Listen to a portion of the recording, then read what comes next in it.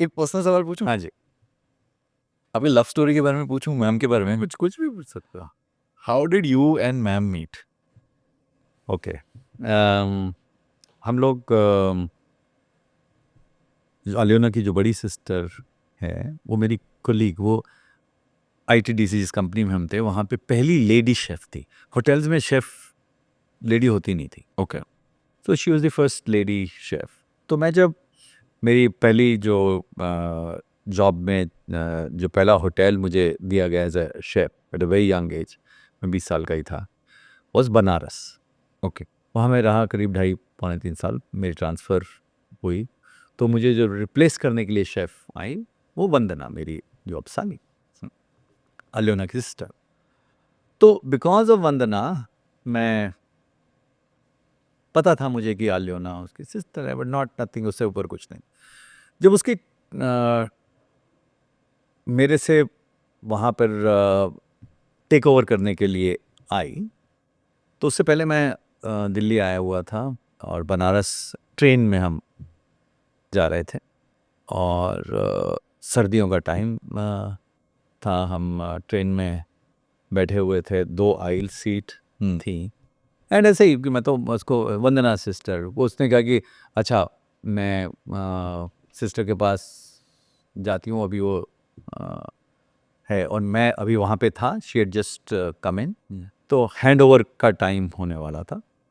तो दिल्ली से हम जा रहे हैं तो दोनों ऐसे आइल में बैठे हुए हैं, तो ऐसे वैसे कॉन्वर्सेशन हुई एंड शी सेड कि बड़ा ठंड है, एयर कंडीशन तो वो था, ठंड भी थी, हाथ एकदम ठंडे हो रहे हैं। मैं कहा मेरे हाथ हमेशा गरम पे हैं, मैं हाथ गरम कर दूँ।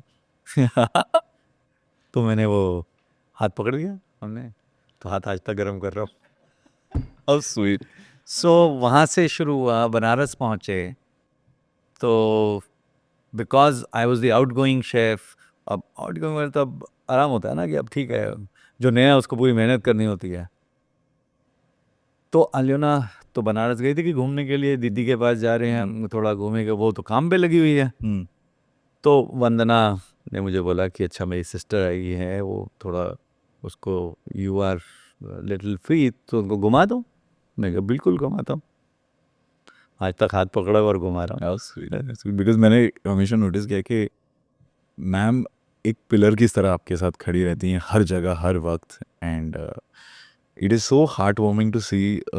इतनी प्यारी जोड़ी लगती है आप लोगों की कि मतलब it's too good, it's too good. God is kind, I think वो एक्चुअली वो जो कहते हैं ना कि behind every successful man there is a woman. In my case there are million of them, That's but there's only one special. that's true. That is, there are millions, no doubt. There are no No millions, no doubt. doubt. Yes. Sir, आज देख रहे हैं कि बहुत सारे लोग जो हैं सोशल मीडिया के का भी एक जरिया यूज़ कर रहे हैं। तो जब आपने शुरू किया था तब सोशल मीडिया था ही नहीं, there was nothing called social media. आज सोशल मीडिया कितना इम्पैक्ट कर रहा है इस लाइन में, इस इंडस्ट्री में? So fortunately उस समय नहीं था, से कोई फर्क नहीं पड़ता। जब हम थे, जब सोशल मीडिया आया तो हमने शुरू कर लिया। हाँ।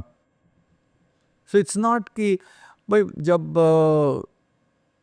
माइक्रोवेव ओवन नहीं थे तो गैस पे था, गैस नहीं तो उससे पहले स्टोव था, वो आ गया। तो it it is not something, so for me it's not कि हमने नहीं किया बाद में हमने किया, जब शुरू हुआ ही तब से शुरू कर लिया था।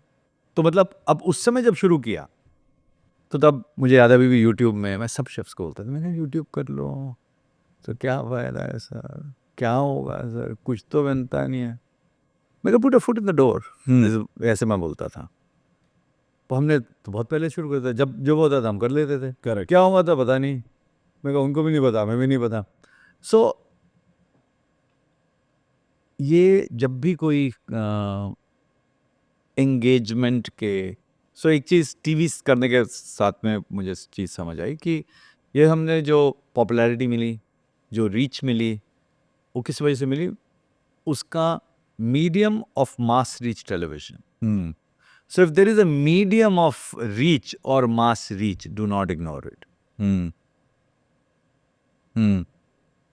Podcast today is becoming medium of reach, mass reach, right?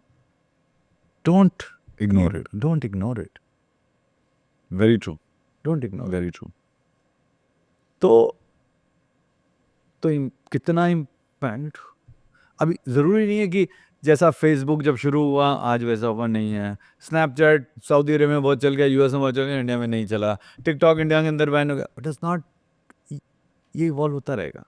और आपको समय के साथ चलना है। समय के साथ चलना पड़ेगा। हो सकता है कुछ चीज़ें चलें, कुछ चीज़ें ना चलें, कुछ हम्म सो मुझे बहुत मुझे था कि वॉइस इज़ इम्पॉर्टेंट।